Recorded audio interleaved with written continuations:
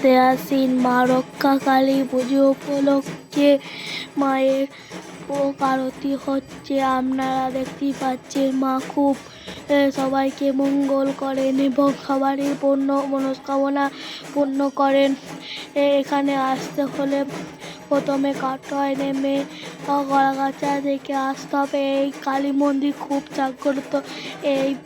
এই পুজো চৈত্র মাসের 24 তারিখে হয়ে থাকে এবং এই পুজোয় খুব আয়োজন হয়, মেলা হয় অনেক বড় করে। এখন মায়ের আরতি হচ্ছে, এখন সবাই মনস্কামনা পূর্ণ করেন মায়ের।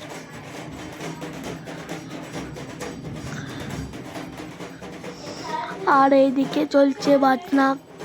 একটু পরে মায়ের বলি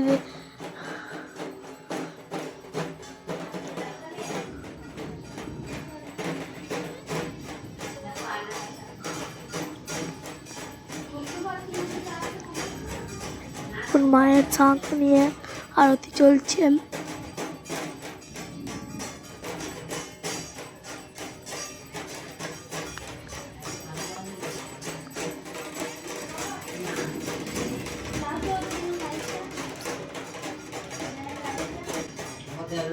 Gás, né?